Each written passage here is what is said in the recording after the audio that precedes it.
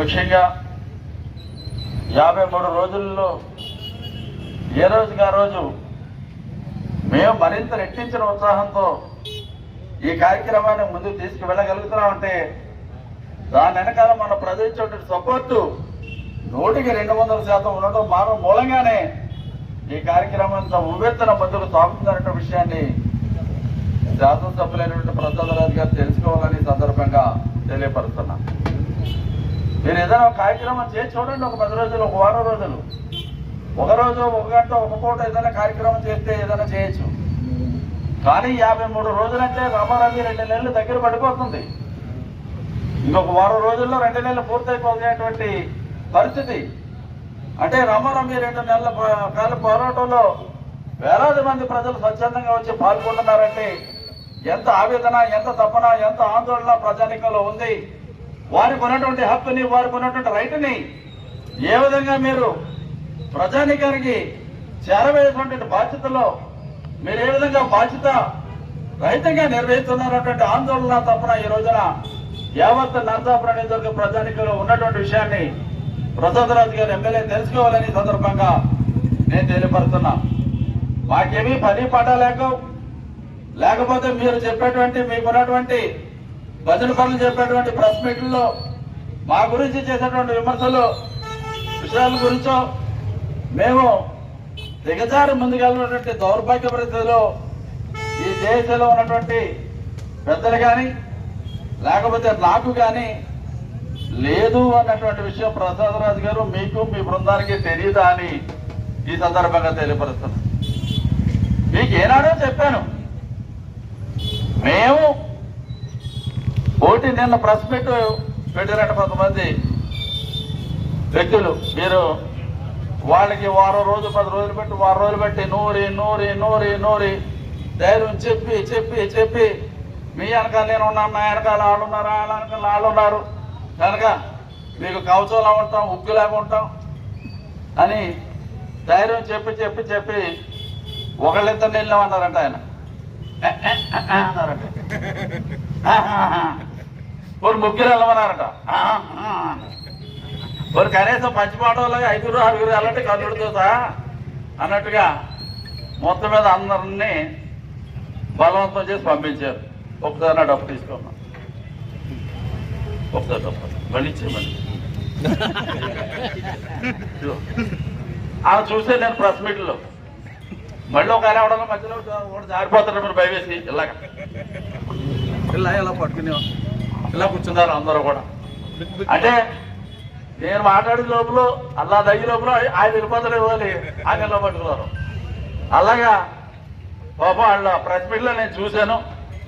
వాళ్ళ ప్రెస్ మీట్కి వచ్చారు కానీ ప్రెస్ మీట్ చెప్పేటువంటి విషయం గురించి కన్నా ఈ ప్రెస్ మీట్ చెప్పేటువంటి ఆందోళనలో వాళ్ళ ముఖాల్లో చాలా క్లియర్గా కళ్ళ కట్టినట్టు కనపడుతుంది. ఒకవేళ ఎక్కడ బయటకు వెళ్ళిపోతారని ఎదురుకుండా ఎమ్మెల్యే గారు ఫోటో పెట్టారంట. ఆయన అలాగా అక్కడ ఉన్నాడు కదా, వచ్చి కూర్చోడానికి రెడీ ఉండదు కానీ మరి గమ్ములు వేసి వెళ్ళిపోకుండా ఎమ్మెల్యే గారు ఫోటో పెట్టారంట ఎదరా.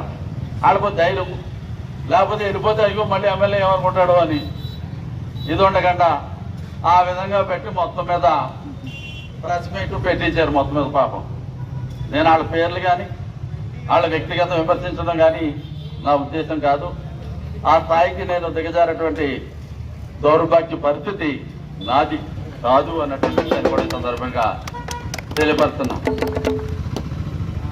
కానీ ఎమ్మెల్యే గారి యొక్క మనోభావాలు ఏ విధంగా ఉన్నాయి, కానీ ఎమ్మెల్యే గారి యొక్క ఉద్దేశం నరసాపురం డివిజన్ హెడ్ క్వార్టర్, జిల్లా హెడ్ క్వార్టర్ కాకూడదు అన్నటువంటి దృఢ సంకల్పంలో ఎమ్మెల్యే గారు ఏ విధంగా ఉన్నారు అనడానికి నిన్న ప్రెస్ మీట్ లో మాట్లాడినటువంటి పెద్దలు చెప్పినటువంటి మాటలే ఒక నిదర్శనమైన సందర్భంగా తెలియపరుస్తున్నాం. వారం రోజులు నూరి నూరి నూరి పోసి వాళ్ళ బుర్రలోకి ఎక్కించి ఎక్కించి ఎక్కించి ఆ ఎక్కించినప్పుడు ఆయన మనసులో ఉన్న మాట ఆయన చెప్పేశాడు. ఆయనకి తెలియకుండా చెప్పేశాడు, వీళ్ళకి తెలియకుండా వినేశారు. వినేసి అయ్యా డైరెక్ట్గా ప్రెస్ మీట్కి వచ్చేసారు. ప్రెస్ మీట్లో మీరు అందరూ కూడా ఉంటుంటారు చాలా మంది. నేను ఏదన్నా సుబ్బారావు గారు ఏదన్నా సాధించాను అనుకోండి, ఒకటి నేను దీన్ని సాధించాను, ఈరోజు నీ స్థాయిలో దీన్ని సాధించాను, భవిష్యత్తులో దీన్ని ఉజ్వల భవిష్యత్తులో ఎక్కడికో తీసుకెళ్తాను అని చెప్తాం. ఎవరైనా, నేనైనా సరే, మీరైనా సరే, సుబ్బారావు గారు అయినా సరే, ఎవరైనా సరే. అంటే సాధించిన దాన్ని మరింత 3 పువ్వులు 6 కాలిగా విరాజంప చేస్తాం, దాన్ని మరింత ఉజ్వల రీతిలో పెంపొందిస్తామని చెప్తాం ఎవరైనా. కానీ ఎమ్మెల్యే గారు పంపినటువంటి గ్రూప్లో గ్రూప్ 1 అనుకుంటా, నెంబర్ 1 అనుకుంటా, నెంబర్ 1 చెప్పారు. శాసనసభ్యుల యొక్క పట్టుదలతో సహకారంతో ఈ జిల్లా హెడ్ క్వార్టర్ వచ్చి చచ్చి తీరుతుందని చెప్పారు.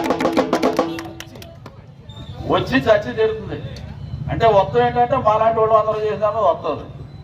ఎందుకు చచ్చిపోతుంటే ఎమ్మెల్యే గారు ఇండైరెక్ట్గా చేసేటప్పుడు చచ్చిపోవడానికి అవకాశం ఉందని ఆయన క్లియర్గా చెప్పాడు.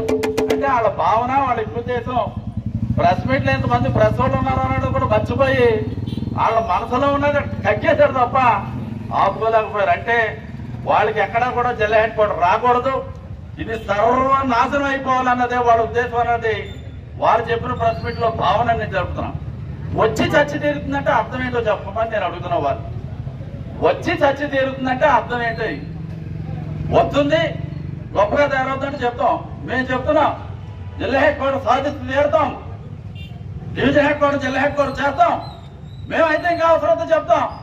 భవిష్యత్తులో మాకు సమర్థత, దక్షత వస్తే దైవం మా నరసాపురం ప్రజానికి ఆయనకి అవకాశాలు ఇస్తే ఆ రోజున అయితే స్టేట్ హెడ్ క్వార్టర్గా చేస్తామని మేమైతే చెప్తాం. అంతేకాని మీలాగా వచ్చిన జిల్లా హెడ్ క్వార్టర్ చచ్చిపోతే ఇంకా అది బతకదు, ఇక్కడ మనుగడ ఉండదు అని మీలాగా దౌర్భాగ్య మాటలు ఉచ్చరించడానికి మా నోటంతా కూడా రావు. మహాప్రభు ఎమ్మెల్యే గారు, మీరు మీ బృందానికి కూడా ఒకసారి తెలియపరచండి. ఇంతటి ఓపెన్గా మీ మనసులోని భావాన్ని వాళ్ళు ప్రెస్ మీట్ పెట్టారంటే ఆ చరిత్ర చూసాం మనం. ఏనాడు కూడా ఇంతవరకు 10 ప్రెస్ మీట్లు కూడా పెట్టుకుంటారు వాళ్ళు, పుట్టిన కానీ ఇప్పటి వరకు కూడా. ఈ మధ్యనే 1, 2 పెట్టారు, అందులో ఇది 1, 2. మరి వాళ్ళు పాపం వచ్చి ప్రెస్ మీట్ పెడతారంటే వాళ్ళు పెట్టాలనే ఉద్దేశం లేదు. వాళ్ళు కూడా రకరకాలుగా ఆలోచించుకుంటున్నారు, ఏ విధంగా అటు వెళ్ళాలి, ఇటు వెళ్ళాలి, సీట్ ఇవ్వాలి, ఈ ప్రెస్ మీట్కి వెళ్ళకుండా ఉండాలని. ఇంక ఎమ్మెల్యే గారు వాళ్ళని దిగ్బంధం చేసేసి ఏదో భారత యుద్ధంలో పద్మవ్యూహంలాగా పాపం వీళ్ళందరినీ కూడా ఆ 5-6 కూడా దిగ్బంధించేసి తలుపులు వేసేసి మీరు చేస్తే పెడితే ప్రెస్ మీట్ పెట్టండి, లేకపోతే మీరు మరి ఖాళీ అని చెప్పేటప్పటికి ఇంక మరీ ఖాళీ ఏమైపోతాం. ఇంకా 2 సంవత్సరాల పైన ఉంది. ఈ 2 సంవత్సరాల కాలంలో ఏదో పాపం గడుపుదాం, ఏదో ఎమ్మెల్యేగా తప్పే పడదాం. తప్పనిసరి పరిస్థితుల్లో మనస్ఫూర్తిగా నేను అనట్లేదు, ఇక తప్పనిసరి పరిస్థితుల్లో ఎమ్మెల్యేగా తప్పే పడదాం అని పాపం వాళ్ళు ప్రెస్ మీట్లు పడతాం. ఇంకో మాట కూడా అన్నాడు, అదే నెంబర్ 1 గౌరవ శాసనసభ్యులు ప్రసాద్ రెడ్డి గారు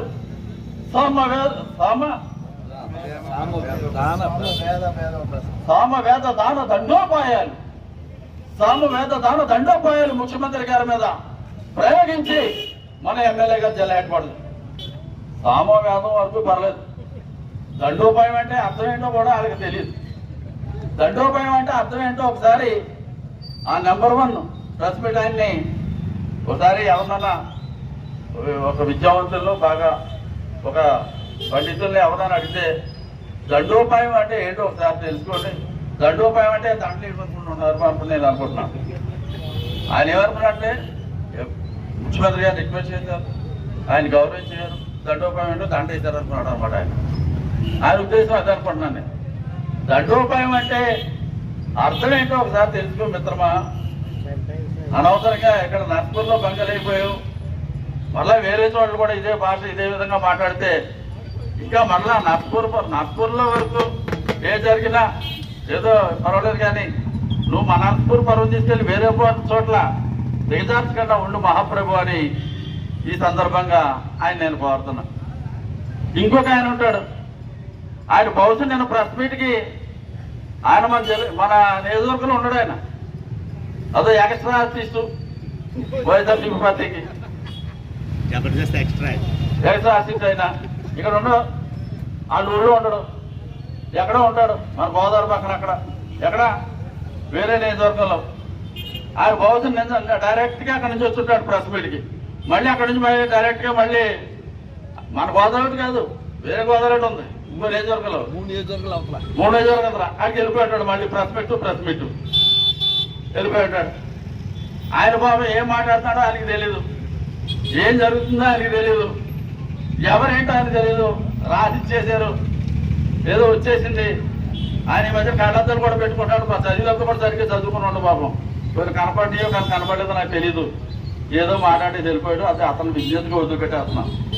ఎందుకంటే అతని విజ్ఞతకి అంత దౌర్భాగ్య పరిస్థితి దిగజారి ఉన్న నాయన నువ్వు ఒకసారి సాయంత్రం ఇంటికి వెళ్ళి కూర్చున్న తర్వాత స్నానం చేసి పడుకున్న తర్వాత నేను ఈ విధంగా మాట్లాడాను ఏంటని నీ కుటుంబ సభ్యులను అడుగు ఒకసారి, లేకపోతే నీకు మిత్రులు ఎవరైనా ఉంటే వాడిని అడుగు. నువ్వు ఎంత గొప్పగా మాట్లాడావో వాళ్ళే నీకు చెబుతారు మహాప్రభు అని వారికి కూడా నేను విజ్ఞప్తి చేస్తున్నా.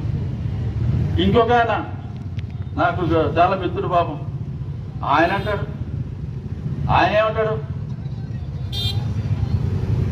ఎమ్మెల్యే గారే తిట్టేస్తున్నారేంటి, ఎమ్మెల్యే గారే తిట్టేస్తున్నారేంటి, ప్రభుత్వం కదా అంటే ఆయన ఉద్దేశం ఏంటి? ఫస్ట్ నేను చెప్తున్నాను, మేము ఎక్కడ ఎమ్మెల్యే గారిని అసలు తిడతలేదు. ఆయన అది అర్థం చేసుకో. ఫస్ట్ మాకున్నటువంటి హక్కును మేము డిమాండ్ చేస్తున్నాం. మేము నిన్ను ఓటేసి గెలిపించాం, నువ్వు మాకు జిల్లా హెడ్ క్వార్టర్ దగ్గర 100% అమ్మినటువంటి ప్రాంతం నుంచి వేరే ప్రాంతానికి వెళ్ళిపోతుంది అనేటువంటి పరిస్థితులు వచ్చినాయి కనుక నువ్వు ఎక్కడున్నా మహాప్రభు 7-8 నెలల క్రితం కొత్తపల్లి సుబ్బారెడ్డిగా వైఎస్ఆర్సీపీ పార్టీలో ఉన్నటువంటి వ్యక్తిగా నేను నీకు అనేకమైనటువంటి మాటలు చెప్పాను, గౌరవ ముఖ్యమంత్రి గారు కలుద్దామని. అదేవిధంగా జేఏసీ వారు వెళ్ళి కలిసి చెప్పారు, డాక్టర్లు చెప్పారు, లాయర్ చెప్పారు, వర్కర్ సంఘం వారు చెప్పారు, వర్తక వాణిజ్య సంఘాల వారు చెప్పారు. వాళ్ళందరూ చెప్తే ఏమన్నా అదే అదే ఏంటి మీరందరూ నేను సింహబలుణ్ణి మీరందరూ ఎందుకు, నేను ఒక్కడనే సాధించేస్తాను, మీరు ఎవరన్నా ఇందులో ఏలు పడితే మీరు ఇందులో ఎవరన్నా ఏమన్నా అందులో కలర్ చేసుకుంటే వచ్చేది పోతుంది అని అందరికీ చెప్పేవా లేదా నువ్వు అని సందర్భంగా ఎమ్మెల్యే గారిని డైరెక్ట్గా నేను ప్రశ్న చేస్తున్నాను. ఎందుకంటే నువ్వు పంపించినటువంటి నీ బ్యాచ్ ఆ విషయాలు చెప్తున్నారు కనుక ఒకసారి ఎమ్మెల్యే గారు నువ్వే క్లారిటీ తెచ్చుకో. అన్నావా లేదా? అయిపోయింది, ఏదో వ్యవహారం అని వచ్చింది, అది అయిపోయిందని నేనైతే ఒప్పుకోను. వ్యవహారం వచ్చినప్పుడు నిన్ను కలిసినటువంటి మన పార్టీ సభ్యులకు కానీ మన సర్పంచులకు కానీ మన నాయకులకు కానీ నువ్వేం చెప్పావు, ఇలా జరుగుతుంది అనుకోలేదు, ఇలా జరుగుతుంది అనుకోలేదు, జరిగిపోయింది, ఈ పరిస్థితుల్లో ఏం చేయగలుగుతాం అని నువ్వు చెప్పావా లేదా?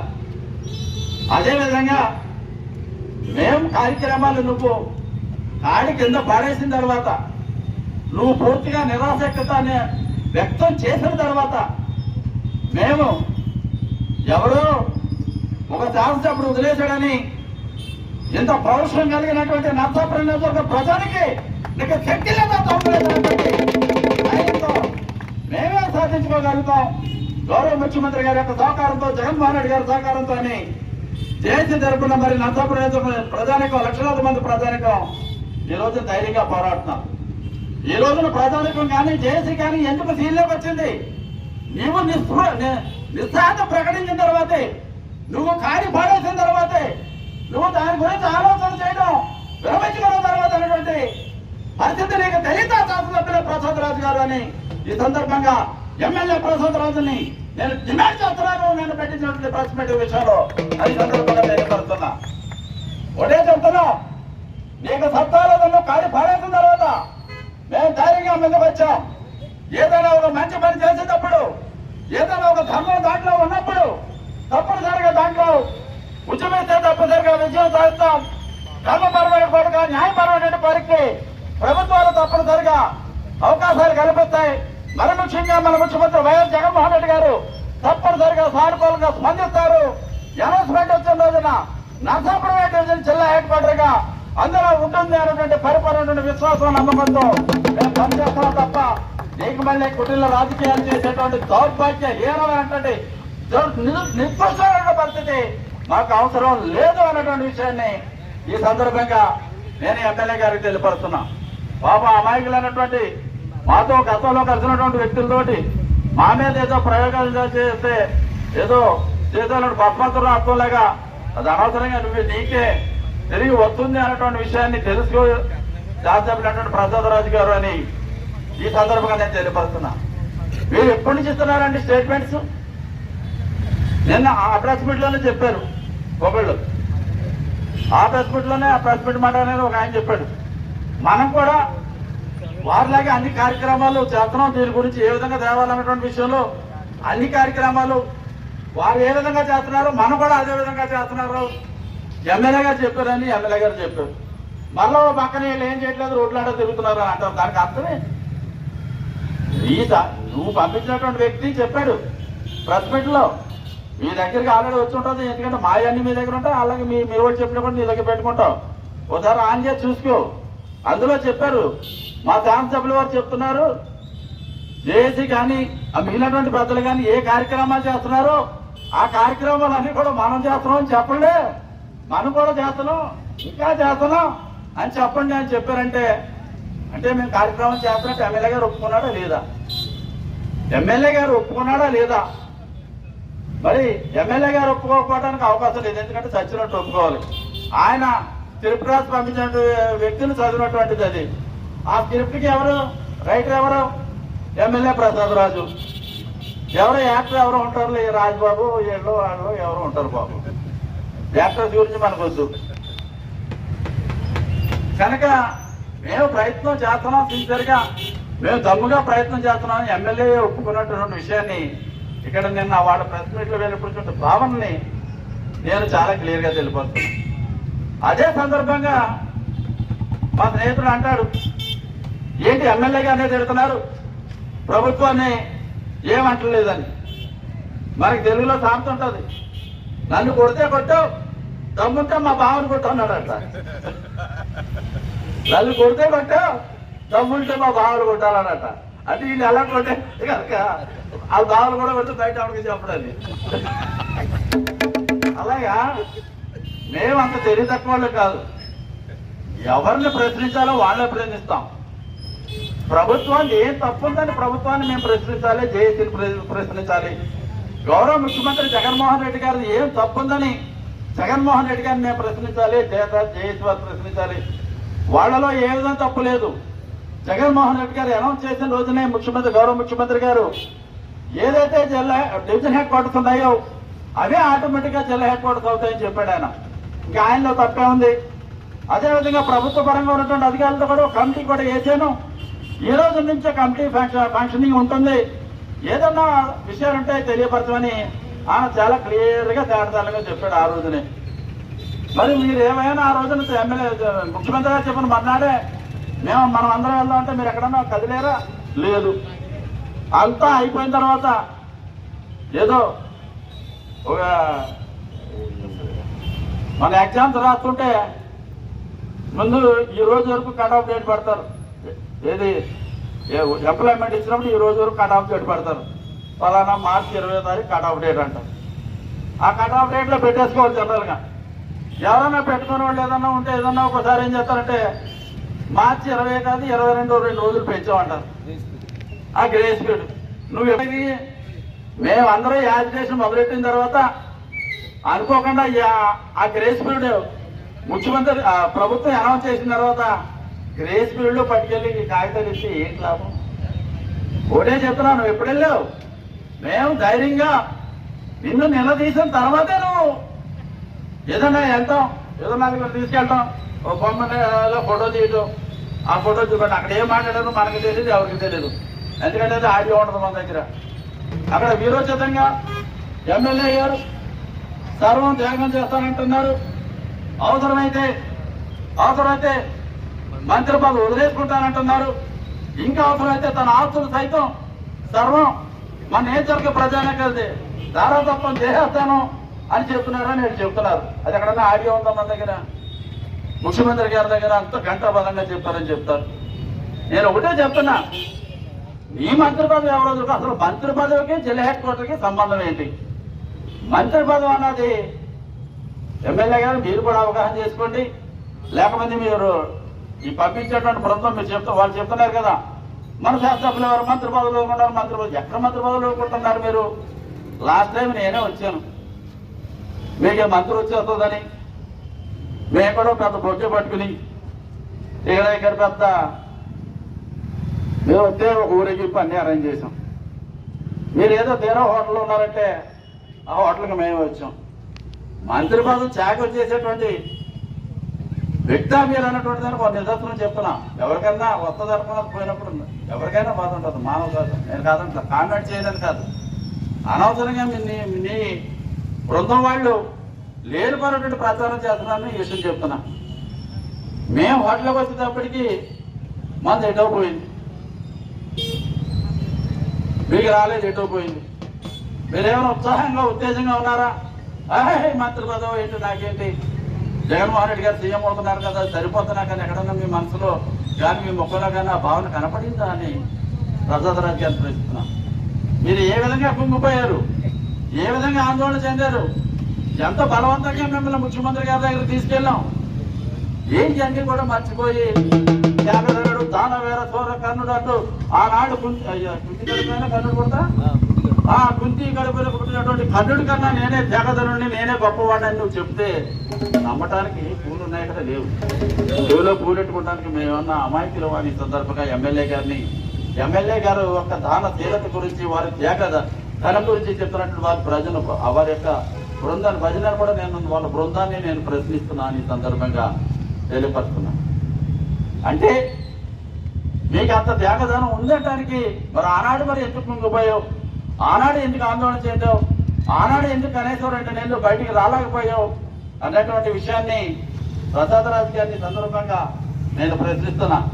నేను చెప్పిన మాట వాస్తవమా కాదా అని కూడా ఈ సందర్భంగా ప్రశ్నిస్తున్నా. ఒకటే చెప్తున్నా, మేము దమ్ముగా అని కాదు, మేము పట్టుదలగా మనకి ఉన్నటువంటి రైతు పోకుండా ఉండాలి. తప్పనిసరిగా ముఖ్యమంత్రి జగన్మోహన్ రెడ్డి గారి మీద మనకు నమ్మకం ఉంది. ధర్మం చెప్తే తప్పనిసరిగా ముఖ్యమంత్రి గారు సహకరిస్తారన్నటువంటి పరిపూర్ణటువంటి విశ్వాసం నమ్మకంతో మేము ఈ ఉద్యమాన్ని చేపట్టాము, ఈ ఉద్యమాన్ని నడిపిస్తున్నాం. దానికి తప్పనిసరిగా వస్తుందని మాకు ధీమా ఉంది. అదే ధీమాని ఈ పూజ బాబుజీ మహాత్మా గాంధీ గారి బాధ మీద ప్రమాణం చేసి మేము చెప్పిన మరణాటు రోజు నుంచి మీరు కూడా చెప్తున్నారు వచ్చేస్తుందండి, జిల్లా ఎక్కడ వచ్చేస్తుంది అని బొమ్మ చెప్తున్నారు. మన ఎమ్మెల్యేగా తీవ్రానికి వచ్చాము. అంతవరకు 6 ఎమ్మెల్యేలు అంటూ నేను ఒక్కడిని ఇంట్లో చెప్పినోడు 6 ఒప్పించేస్తున్నాడంట, ఒప్పేసుకుని 6 ఒప్పించేస్తున్నాడంట. ఆల్మోస్ట్ 6 ఒప్పేసుకున్నారంట. ఎమ్మెల్యే గారు ఒప్పేసుకుంటాడా, ఎవరైతే ఒప్పేస్తున్నారని చెప్తున్నారు. ఇప్పుడు మరి అప్పుడంటే ఎవరు వెళ్ళలేదంటే ఇన్నమాట. 6 ఒకటైపోయారు, ఆయన ఒకటైపోయారు. మీ బృందం చెప్పిందా లేదా, మీరు చెప్పించారా లేదా? మరలా నిన్న ప్రెస్ మీట్ లో అందరినీ ఒప్పించేస్తాం, ఎమ్మెల్యే గారు సర్వ విధానం కృషి చేసేస్తున్నారు, వచ్చేసిందని చెప్తున్నారంటే చెప్పడానికి కూడా ఊరు ఎలా అవుతుంది మీకు? పూర్వంలాగా ఏదైనా మాట అనేది వెళ్ళిపోతే ఆ క్యాసెట్లు కానీ ఇంకా పూర్వం ఉండేవి కాదు. ఆ వల్ల నలుగురికే తెలిసింది ఏం చెప్పాము. ఇప్పుడు ఏదన్నా నీ నోట్లోంచి రాకడాల్లో రికార్డ్ అయిపోతుంది, రికార్డ్ అయ్యింది, కొన్ని డిలీట్ చేయడం కూడా లేదు. ఆయన వేరే చేతిలో ఫిక్స్ చేసుకున్నాడు ఎవరికాడు. ఇది 50 ఏళ్ళ తర్వాత కూడా ఈ రికార్డు కావాలంటే ఆయన వేసేస్తాడు తక్కువాలి. అది కూడా మర్చిపోతున్నాడు. టెక్నాలజీ ఎంత పెరిగిపోయింది. మనం ఆడే అబద్ధాలు కూడా జాగ్రత్తగా ఆడాలి. టెక్నాలజీ ఉంది. మనం 20 రోజుల కింద ఏం మాట్లాడాం, నెలల కింద ఏం మాట్లాడాం అన్న విషయాలు కూడా గుర్తు పెట్టుకుని ఏదో జాగ్రత్తగా లేకపోతే ఒకసారి పొరపాటు అయిపోయింది, తప్పు చేయడం క్షమించదని ప్రధానికాన్ని అడిగి నేను ముందు తరగే పనిచేయలేదు. నేను భీమవరానికి ప్రిఫరెన్స్ ఇచ్చాను. భీమవరమే నాకు మంచిదని తోసింది. నా స్కూల్ కన్నా భీమవరం అన్ని రకాలుగా అనువుగా ఉందని నాకు అనిపించింది కనుక నేను భీమవరానికి సపోర్ట్ చేశాను. అది పొరపాటు అని ప్రజలు ఒకసారి క్షమాపణ చెప్పేస్తే ఇన్ని డొంకదేవుడు అబద్ధాలు ఆడవలసిన కర్మ మీకు ఉండదు. దాని గురించి కూడా ఒకసారి ఆలోచించండి అని ఎమ్మెల్యే గారు చెప్తూ, ఎమ్మెల్యే గారి బృందానికి కూడా ఒకసారి చెప్తున్నా, ఏదైనా ఒకసారి పొరపాటు చేయడానికి పోయినప్పుడు దాన్ని ఒక పర్మనెంట్గా అది క్లోజ్ చేసుకోవాలంటే ఏదో ఎక్కడో చోట దృష్టిలో పెట్టుకోవాలి. ఆ విధంగా ఆ రోజులు భీమవరానికి కావాలని నేను అడిగిన మాట వాస్తవమే కనుక నేను ఈనాడు ఒప్పేసుకోండి దాన్ని. ఇక భవిష్యత్తులో నర్సపూర్కే హెడ్ క్వార్టర్ కావాలని, జిల్లా హెడ్ క్వార్టర్ కావాలని చెప్తాను. ఆ విధంగానే ప్రజలతో పాటు ముందుకు వస్తానని మరి క్షమాపణ చెప్పించి ఆ విధంగా చేసి దృష్టిలో పెట్టుకుంటే మంచిది తప్ప ఊరికే రోజు బురద జల్లుకుని మీరు అంత కనీసం ఎవరు ఏదో చూసినా కానీ ఎవరో మొహం తెలియకుండా కనపడే స్థాయికి మీద వెళ్ళిపోతుంటే మేము ఓట్లేసే శాసనసభ్యుడు పరిస్థితి ఎంత దౌర్భాగ్యపరంగా దిగజారిపోయిందని, జిల్లా హెడ్ క్వార్టర్ రాలేదని ఎంత బాధ ఉందో అంతకన్నా ఎక్కువ బాధ మా శాసనసభ్యుడు దిగజారిపడిన బాధ ఇది కూడా ఉంది కదా, మీరు కూడా ఉండుంటుంది. మరి మాకు ఆ బాధ కూడా ఉంది అన్నటువంటి విషయాన్ని ఈ సందర్భంగా తెలియపరుస్తున్నా. మేము గాంధీ గారి మీద పాదాల మీద ప్రమాణం చేసి జిల్లా హెడ్ క్వార్టర్ తెచ్చాము అన్న మరుసటి రోజు నుంచి తప్ప అంతకుముందు ఏనాడు కూడా జిల్లా హెడ్ క్వార్టర్ అనేది వస్తుంది అన్నటువంటి మాట మీ నోటంటారు రాలేదన్నటువంటి విషయం వాస్తవం కదా అని అడుగుతున్నాం. నిజంగా మీకు చిత్తశుద్ధి ఉంటే, నిజంగా మీకు నర్సాపురం జిల్లా హెడ్ క్వార్టర్ చేయాలని అనుకుంటే ఈ రోజున మాట్లాడినటువంటి ప్రెస్ మీట్ లో మాట్లాడినటువంటి పెద్దలే మరి ఆ రోజున నర్సాపురంలో మా ఇంటికాడ మీటింగ్ పెడితే మరి ఆ మీటింగ్ ఎవరు ఎందుకు వెళ్ళకూడదని మీరు హుకుం జారీ చేశారు. అది ఆధారాలతో సహా మా దగ్గర ఉంది. మీరు కాదని చెప్పగలరా అని ఈ రోజున ప్రెస్ మీట్ పెట్టినటువంటి మిత్రులు కానీ పెద్దలు కానీ నేను కోరుతున్నా. మీరు ఆ రోజున వెళ్ళటానికి లేదు, మా గౌరవ శాసనసభ్యులు వెళ్ళొద్దన్నారు. భీమవరం ఆల్రెడీ అయిపోయిందంట, ఇక నర్సాపురం రాదంట. ఆ కొత్తపల్లి సుబ్బారావుడికి పని పాడలేదు. ఆ జేఎస్లో ఉన్న నెక్కడ సుబ్బారావు 80 ఏళ్ళు దాటిపోయి ఆయనకి పని పాడలేదు. ఆ జేఎస్లో ఉన్నటువంటి మిగిలిన మెంబర్లు మిగిలిన పార్టీ వాళ్ళకి ఎవరికి కూడా పని పాడలేదు. ఆడేదో వెళ్తారు మీరెందుకు అని ఖచ్చితంగా మీరు వార్నింగ్ ఇచ్చి చెప్పిన మాట వాస్తవమా కాదా అని నిన్న ప్రెస్ మీట్ పెట్టినటువంటి పెద్దలు నేను అడుగుతున్నాను. ఈ సందర్భంగా నిజంగా ఎమ్మెల్యే గారికి చిత్తశుద్ధి ఉంటే, లేకపోతే మీకు కూడా చిత్తశుద్ధి ఉంటే ఎందుకు ఆ రోజున ఈ మీటింగ్కి వెళ్ళొద్దన్నారు? ఎందుకు నర్సాపురం జిల్లా హెడ్ క్వార్టర్ కావాలని అడగొద్దు, ఆ అడిగేటువంటి వారి కార్యక్రమంలో మీరు భాగస్వాములు కావద్దు అని ఎందుకు వాళ్ళ మీద వార్నింగ్ ఇచ్చి వాళ్ళు హుకుం జారీ చేసి మీ మీద ఉక్కుపాతంతో అడగదొక్కుతామని ఎందుకు వాళ్ళు బెదిరించారని ఈ సందర్భంగా వాళ్ళు ప్రశ్నిస్తున్నా. ఊరికే ప్రెస్ మీట్ పెట్టేది కాదు. ప్రెస్ మీట్ పెట్టినప్పుడు ఆలోచించుకోవాలి. ఏదో ఒక ఫ్రెండ్ చెప్తే ముందు నా 5-6 తరాలు 5 తరాలు ఆలోచిస్తారంట.